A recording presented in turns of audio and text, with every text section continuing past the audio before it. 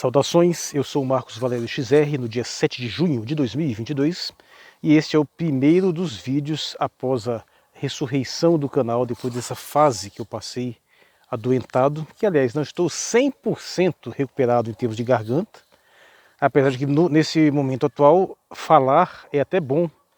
Você ficar sem utilizar a garganta é o que acaba piorando com o tempo, né? Eu tive muito provavelmente Covid, embora, para ser sincero, alguns dos sintomas foram muito parecidos com dengue, então eu tenho até uma certa dúvida. Minha esposa teve Covid com certeza. E desde que eu fiz essas gravações recentes tentando explicar a situação, houve até uns quadros de piora. Pouco depois, anteontem, eu tive que levar minha esposa de madrugada no hospital. Então, apesar de eu estar de férias, a situação está um pouco complicada aqui ainda, né?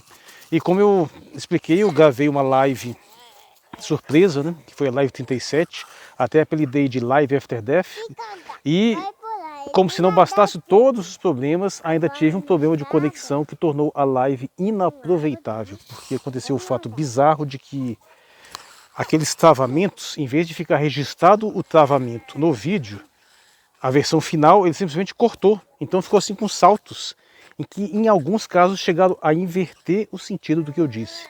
E como eu expliquei, eu tinha gravado transmitido um total de 1 hora e 2 minutos, e a versão do vídeo final ficou com 53 e 30, 40, alguma coisa assim, para você ver o tamanho do corte. Então eu tive que jogar aquilo ali fora e recuperar o conteúdo, vou ter que recuperar o conteúdo do canal agora aos poucos. Então eu vou tratar agora primeiro o tema que foi parcialmente tratado ali, né, sobre essa questão do PCO, do STF se movendo contra o Partido da Causa Operária.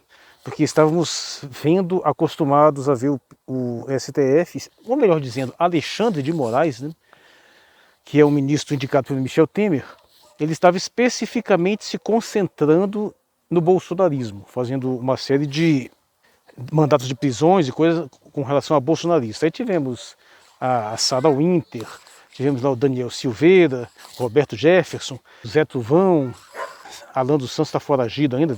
E, bom, não era tão difícil justificar essas prisões de um ponto de vista moral, embora de um ponto de vista legal eu sempre deixei claro que essas prisões estão um pouco arbitrárias. Eu disse isso no vídeo, especificamente sobre o Daniel Silveira, onde eu trabalhei a questão do humor como uma forma de você tentar escamotear determinados tipos de declarações, e até eu declarei que eu não diferencio mais ironia de seriedade, porque o modo como as pessoas utilizam a ironia para disfarçar coisas que elas estão dizendo, que no fundo é sério, a única forma de você neutralizar esse tipo de abordagem é você parar de distinguir.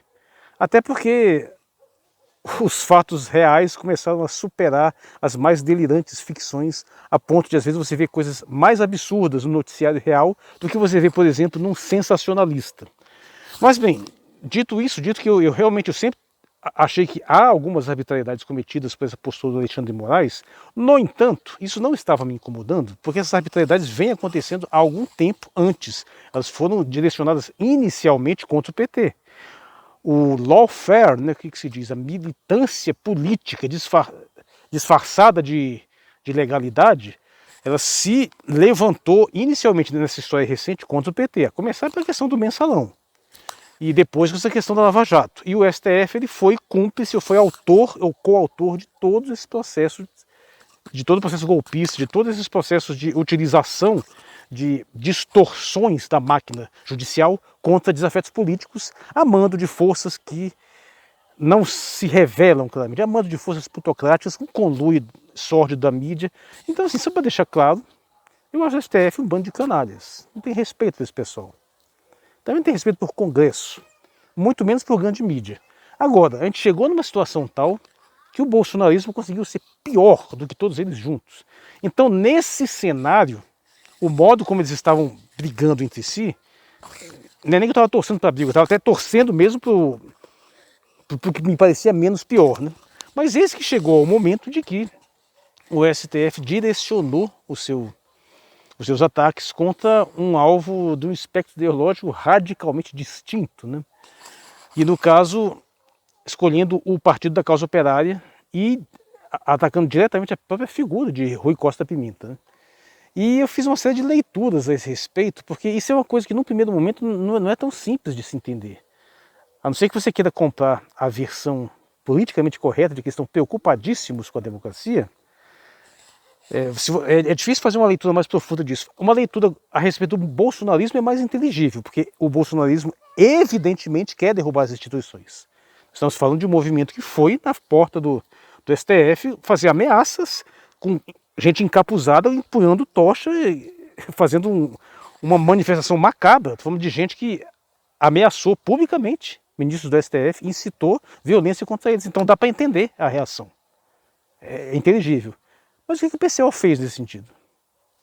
Porcaria nenhuma, nada que se pareça com isso. O PCO tem um discurso hostil às instituições também, como toda a esquerda raiz tem que ter, afinal, pela visão tradicional da esquerda marxista, todas as instituições são órgãos de defesa do sistema capitalista. Então faz um certo sentido que eles tenham essa postura de hostilidade. Mas essa hostilidade sempre foi ideológica, não foi uma coisa que se arquitetou na forma de um plano. Vamos lá juntar uma galera para sequestrar o ministro do Supremo. Isso aí não tem absolutamente nenhum indício disso. E no bolsonarismo tinha pelo menos alguns indícios. Então, assim, era até certo, compreensível. Sem contar as ameaças diretas. A Sarah Winter fez ameaça direta contra o Alexandre de Moraes. Mas você não vê isso no PCO. O que o PCO foi acusado de fazer, então, no caso, foi ter espalhado fake news a respeito do sistema eleitoral.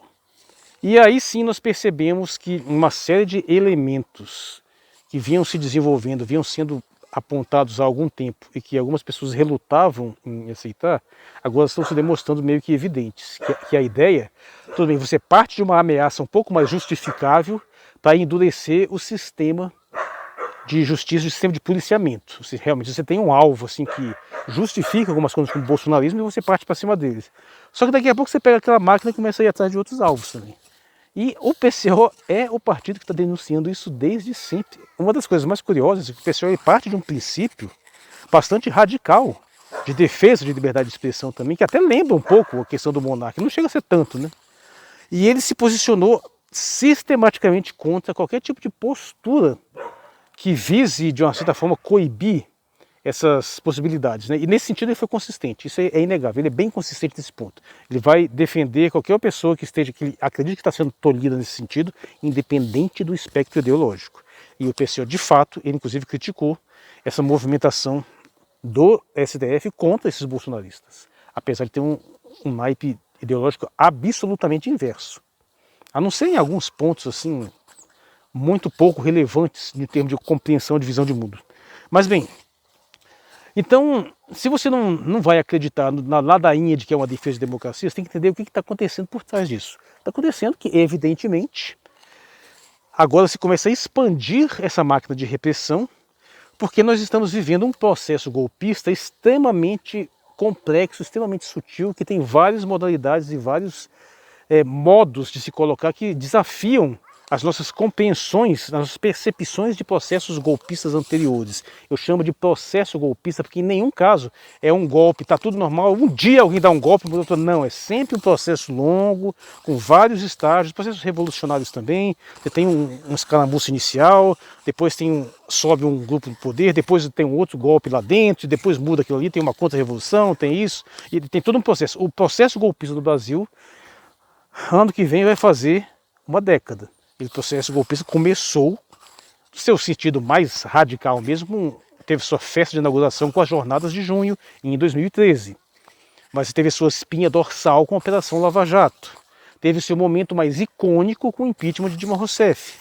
E, a meu ver, teve seu momento mais crucial com a implementação da PEC do teto, né?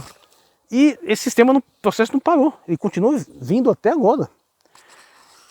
E qual que é o próximo passo do processo golpista? É a subversão da subversão, tudo é fazer tudo o contrário. Antes o processo golpista tirou Lula do poder. Agora o processo golpista vai trazer Lula de volta, só que totalmente comprometido, totalmente sob controle dos interesses de quem controla o processo. Tanto que colocaram Alckmin por trás de um modo que fica tal, ou o Lula se comporta do jeito que eles estão determinando, ou eles vão dar um jeito de tirar ele e deixam o Alckmin no lugar. A leitura é essa. O simples fato dos Estados Unidos estar publicamente apoiando agora, ainda que de uma forma pouco indireta, mas é claro, é auto-evidente, está apoiando o nosso sistema eleitoral, né? ele está dando um endosso para a vitória do Lula, que é o líder das pesquisas. O simples fato de estar acontecendo já é mais do que suficiente para você perceber que coisa boa não vem aí por trás. Tudo bem, alguns lulistas, petistas ainda tem lá a esperança de que Lula esteja fazendo um jogo muito genial aí por trás, que ele vai conseguir articular, vai ter um jogo de cintura, vai conseguir minimizar. Eu estou bem pouco esperançoso a esse respeito. Mas também não vou descartar totalmente essa possibilidade. Isso não muda o fato de que a vitória dele é incomensuravelmente preferível à de Bolsonaro. Porque Bolsonaro no poder, Deus me livre. O processo golpista vai continuar do mesmo jeito, a destruição do sistema econômico do Brasil vai continuar do mesmo jeito, toda a destruição do tecido cultural do Brasil vai continuar, vai piorar e vai ter um desgraçado, só tornando as coisas ainda piores. Então não adianta, não há possibilidade de se entender Bolsonaro como qualquer tipo de resistência a esse processo. Pelo contrário, ele é um agravo, ele é um câncer que piora a situação, ele tem que ser tirado sim. Agora, uma vez devolvido aquele que foi primeiro preso por um processo judicial criminoso promovido pelo calhorda fascínio do Sérgio Moro, agora ele está sendo trazido de volta de um modo completamente diferente. Chega a parecer que esse negócio assim de ficção científica. Eles pegam o camarada, faz uma lavagem cerebral e devolve lá, coloca um robô, um clone no lugar dele, da sua versão sob controle para refazer, para dar continuidade a esse processo que tem se desenvolvido, apesar do discurso contrário. E o que entra aí, essa questão aí do PCO? Que está ficando claro que essa máquina que está se constituindo agora, que o Alexandre de Moraes está liderando, vai ser utilizada contra qualquer um que comece a denunciar esse processo. Lembra que já teve, inclusive, um precedente de arbitrariedade de lawfare contra o Ciro Gomes, há um tempo atrás, que eu atribuí a uma ação mais favorável ao Sérgio Moro, se não dele próprio, pelo menos por parte de moristas, e continuo associando. Mas nota que isso já é um precedente de uso de recursos de lawfare, né, contra determinadas possibilidades de reação a esse sistema. Bolsonaro perdendo, que é o que vai acontecer, é possível que ele tente se não ele, pelo menos que grupos bolsonaristas tentem algum tipo de reação, algum tipo de escaramuça. Mas já tem todo um sistema previamente preparado para neutralizar isso. E tem que ter mesmo. Para conter qualquer tipo de ameaça a esse sistema dominante que nós temos aí. Antes, você mantém esse sistema eleitoral do jeito que ele é um sistema razoavelmente controlado, mas que ele tem algumas dificuldades, alguns pontos fora da curva. E a vitória de Lula em 2018 teria sido um ponto fora da curva do projeto golpista, porque eles tiveram que promover. A esperança seria ser elegido o Aécio, né, no lugar de ter reelegido a Dilma. Como não deu certo, eles partiram para esse processo de detonação, tiraram a Dilma do poder, colocaram o anticristo Michel Temer, e veio esse processo todo. Como o Lula ia voltar, tiveram que tirar ele do sistema até articular a estrutura de determinada forma que tenha sido possível agora administrar, mantendo a aparência de normalidade do sistema. Então agora Lula volta, reconhece que aqueles processos foi um lawfare, muito provavelmente vão ferrar com o Sérgio Moro e vai ser maravilhosamente bem feito, porque é tudo que esse desgraçado merece. Espero que ferrem com o Neto Dallagnol de vez também. Só que essa aparente normalidade, na verdade, esconde um mecanismo de controle extremamente profundo por trás. Um mecanismo de controle sofisticado, que joga dentro dessas regras, mas mostrando apenas que esse sistema serve a este propósito. E que apesar de ele regularmente apresentar resultados que não são do interesse da plutocracia, isso tem limite. Em algum momento elas vão promover determinados fenômenos aí, e vão administrar determinados processos para que esse sistema, as possibilidades desse sistema não permitir um controle mais profundo do sistema político e econômico, sejam neutralizadas. Você eleger alguém que de fato está totalmente fora da curva, totalmente não vai atender os interesses mais profundos da plutocracia. E nesse caso, nós estamos dizendo, já nem pense mais na plutocracia brasileira. A plutocracia brasileira é capacho. É uma pessoa absolutamente sem nenhum tipo de valor. É uma elite sórdida, corrupta, canalha, covarde, incompetente, incapaz de sequer gerenciar a si própria. Ela depende do condão das plutocracias norte-americanas.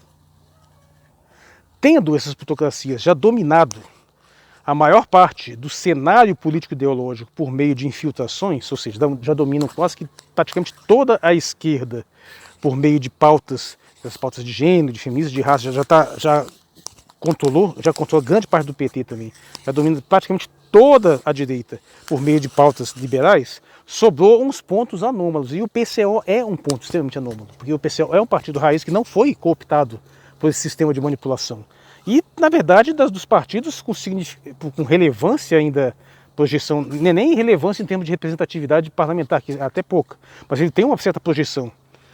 Definitivamente é o mais relevante. É o partido que toma todas as posturas anti-imperialistas, anti-globalistas. Então é claro que o sistema tem que ser contrário a esse partido. E toda essa movimentação aí que se utilizou de preocupação com fake news é apenas uma forma de você tentar eliminar essa impureza no sistema, né? Porque é um ponto totalmente fora da curva, é algo que não está sob controle da plutocracia. Se não está sob controle, ele vai ter que destruir, porque eles não conseguem se filtrar dentro do PCO. As pautas determinadas pela plutocracia escapam, apesar de que algumas estão organicamente inseridas.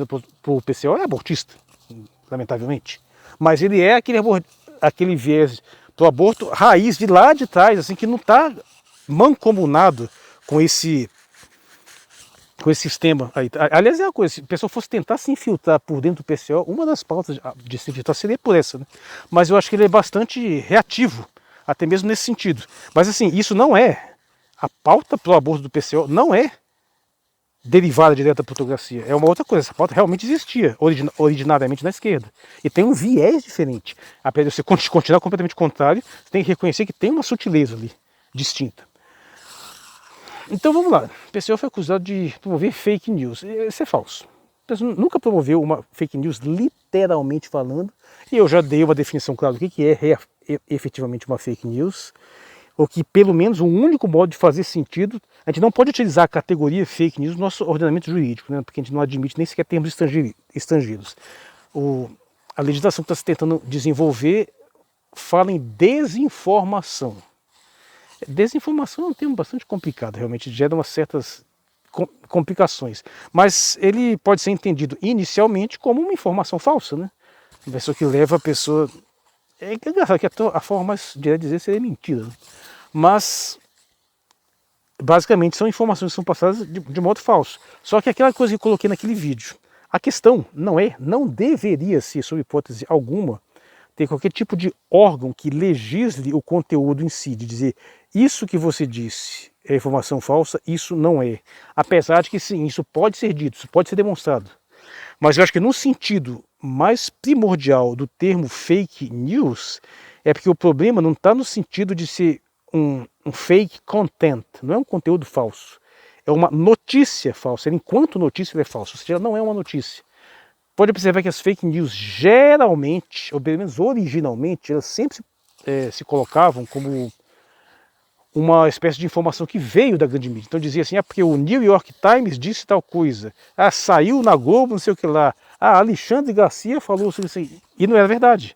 As pessoas não tinham dito isso, esses órgãos não disseram aquilo. E isso é fácil de demonstrar, isso é um dado objetivo. Você simplesmente vai, não, esse órgão aqui nunca disse isso. A revista Forbes nunca colocou Lula como o 14ª pessoa mais rica do Brasil, isso é mentira. Então, nesse sentido, a questão não é nem tanto a informação, mas é atribuir a informação falsamente a uma determinada fonte. E isso o PCO não faz, nunca fez. O que o PCO faz são determinadas denúncias, determinadas colocações que divergem largamente com determinados consensos, algumas das quais eu próprio discordo, mas isso não é mentira, isso é um ponto de vista diferenciado. Ele tem uma desconfiança do processo eleitoral das urnas eletrônicas, que eu não tenho, já disse várias vezes, o problema não é a urna eletrônica. O nosso sistema eleitoral ele é fajuto, não tenha dúvida, ele é problemático. Mas não é por causa da urna eletrônica. A urna eletrônica seria um detalhe, aliás, acho que até o menos relevante. Tem muita coisa pior por trás aí. E ainda assim é um sistema muito melhor, por exemplo, daquela porcaria lá dos Estados Unidos, que é absolutamente deprimente. Aquele sistema não vale nada, aquilo é um lixo. O TEC é tão ruim que até para você manipular ele é complicado, porque ele é uma espécie de remanescente de processos extremamente confusos, extremamente complexos, com normas diferenciadas dependendo do estado, que foram criados numa época que eles não tinha nem energia elétrica, e alguns vêm até hoje, outros aceitam a questão eletrônica, outros não. O cara aceita voto pelo correio, pelo amor de Deus. Mas assim, o sistema brasileiro, apesar de estar anos-luz à frente daquela porcaria, ainda assim é problemático. Mas o problema não são as urnas eletrônicas. Não adianta mexer, não instituir voto impresso, vai fazer muito pouca diferença isso. Eu até sou favorável a ter esse sistema de votos impressos, mas como eu coloquei naquele meu vídeo lá, não era o momento de se fazer isso. Não é o momento de fazer isso. Não dá nem tempo. O que eu acho que a gente deveria lutar no Brasil é pelo voto facultativo. Até porque não faz muito sentido esse negócio de voto obrigatório nesse contexto. E as colocações que o PCO tem feito sobre isso são colocações que você pode discordar, mas elas não se configuram como uma informação falsa. Elas configuram como uma visão de mundo diferenciada. Você pode estar errado, claro. Mas ele não está colocando aquilo como uma certeza. Eu, por exemplo, quando estou fazendo essas afirmações, eu estou apelando a uma série de concepções, a começar por plutocracia, a começar por manipulações, algumas são totalmente evidentes, outras nem tanto, para gerar uma visão de mundo razoavelmente consistente. Isso que eu espero ser mais pura verdade, não, pode ter falhas aí, eu não tenho como controlar todos os detalhes, não tenho como saber todos os detalhes. Eu posso estar errado, mas eu tento criar uma visão que faça um certo sentido.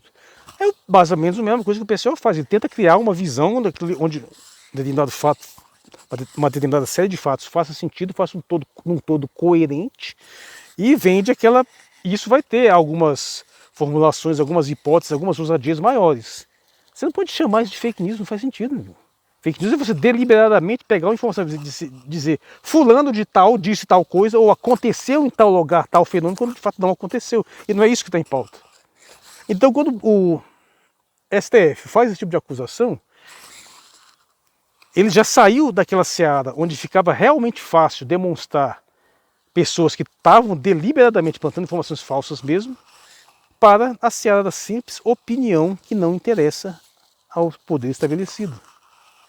E outra coisa, a diferença é bem clara. Uma coisa é você desconfiar de que existe nesse processo dessa gestão da pandemia más intenções, que possivelmente o coronavírus possa ser desenvolvido com uma arma biológica, que possivelmente a organização tal está tentando criar o sistema de passaporte sanitário para controlar as pessoas. Isso são suspeitas, isso são desconfianças, isso são possibilidades, são teorias conspiratórias. Agora, isso é muito diferente de você simplesmente dizer na cidade tal, vacinado com não sei o que e morreu tantas crianças. E não tem nenhuma informação que corrobore isso. Tem uma diferença grande. A partir do momento que o STF passou a se mover na direção do PCO, ele deu esse salto. Ele saltou do simples ataque à desinformação clara para questões de opinião. E aí tem várias interpretações possíveis. Eu cheguei a levantar aquela de que, por exemplo, também pode funcionar como uma espécie de álibi, né? No sentido de eles justificarem, olha, a gente não ataca só o bolsonarismo, não, a gente também ataca o PCO, aquele negócio para simular uma espécie de que ele não tem um viés específico. Mas ao mesmo tempo você entende que eu já disse, essa fase de ataque ao bolsonarismo já é uma fase diferenciada, porque antes o alvo era o PT. Então já tem essa movimentação. Eles vão pegando, primeiro eles pegaram o partido que estava no poder. Agora eles vão pegando os pontos mais extremistas, os pontos mais fora da curva, tentando forçar um consenso para que todos aqueles que restem façam esse pacto de mediocridade, esse pacto de silêncio, esse pacto de covardia, de não denunciar os aspectos mais estranhos, mais inconsistentes e mais suspeitos desse sistema. Reduzir tudo, aquela mediocridadezinha de liberal de esquerda e liberal de direita. O objetivo do sistema é esse. O restante da esquerda está demonstrando uma covardia extrema, ao ponto de não ser capaz de levantar qualquer nota crítica ao STF. Algumas pessoas têm até justificado, porque eles realmente estão com medo, mas eu acho que há uma covardia explícita aí sim, porque se for para você não poder levar adiante os seus projetos pessoais, as suas visões mais divergentes, então para que você está se metendo com política, meu amigo? Se for para eu não poder dizer o que eu quero aqui, eu não gravo vídeo, fecha essa porra do canal. Então não adianta, não pode me acovardar. Não estou nem ganhando nada. E tem uma passividade, inclusive no PT, uma passividade total, porque esse negócio de respeitar as instituições absolutamente indignas de respeito, uma corja de canais. Você vê agora a patifaria, o nível que está, né? essa questão aí do Cássio Nunes lá invalidando a decisão do TSE. Você viu tanto que você fez chaminoso, mas não é o único caso. O próprio Luiz Fux, que hoje é presidente do Supremo, é um calhorda desprezível, o sujeito não vale nada, e eu já disse isso aqui em alguns contextos. Então não, STF não é uma instituição respeitável, é uma corja de patifes aquilo, não tem a menor dúvida. Agora, isso não impede que eles tenham sido em algum momento melhores que o bolsonarismo. Então não deixa de ser uma linha de resistência contra uma coisa incomparavelmente pior e mais destrutiva. Mas não muda o fato de continuam fazendo parte de um sistema extremamente maléfico, que é esse sistema global que está aí. E aí vamos tentar passar para a reta final, é porque pode-se fazer várias leituras a respeito desse processo, desse ataque ao PCO, e fica um pouco na dúvida se isso vai expandir, se isso vai começar a atingir outros. Eu penso que isso não vai muito longe, não. Pessoalmente, acho que não vai, não precisa ir mais longe do que isso. É mais um recado inicial. Até porque não precisa. Você não precisa neutralizar realmente o PCO para salvaguardar o sistema, que não chega a estar ameaçado pelo PCO em si, pelo menos não neste momento. Mas o Alexandre de Moraes, que é bandido também, né? Já tem essa vocação para essa autocracia mesmo, então talvez ele esteja até se precipitando. Mas o fato é que está muito claro que nós temos um sistema aí que está sendo depurado para servir cada vez mais contra os interesses da maioria da população. Bem ou mal, esse nosso sistema eleitoral ainda permitia a eleição de lideranças populares que desafiavam a hegemonia do sistema. E o que eles estão fazendo agora é aperfeiçoando de modo a eliminar até isso. Essa ideia da própria noção de fake news é uma pretensão de controle de conteúdo para que agora uma autoridade centralizada, pelos órgãos de maior falsificação, de mais mentiras mais sólidas que existe, que é a grande mídia, determine o que é verdadeiro e o que é falso. Para que, enfim, mesmo os discursos mais obscuros dos cantos da internet, como o meu, por exemplo, que está ficando escuro literalmente aqui mesmo, sejam cada vez mais suprimidos, sejam cada vez mais marginalizados, e aqueles que têm a capacidade de ir um pouco adiante vão ser criminalizados. Então é isso que tem que ficar atento. Note que o PCO ele cresceu muito nos últimos meses. O canal do PCO cresceu bastante, a projeção do PCO aumentou muito recentemente. E então talvez a gente tenha começado a incomodar, embora ainda não seja uma ameaça, vocês podem observar, olha, esse pessoal aí, se continuar crescendo desse jeito, eles vão poder se tornar uma força política decisiva. Então nós temos que ficar de olho nesses processos aí, porque eu não penso que isso vai melhorar no médio e curto prazo, até porque esse Ocidente está agonizando. Esse conflito contra a Rússia, contra a Eurásia, não tem esperança do Ocidente vencer, a gente vai se ferrar, até porque é de interesse das plutocracias para implementar o grande reset, mas isso já entra num outro ponto com várias outras conexões, que eu vou deixar para um próximo vídeo. Eu sou o Marcos Valério XR, no finalzinho de tarde, no crepúsculo do dia 7 de junho de 2022. Obrigado por sua atenção.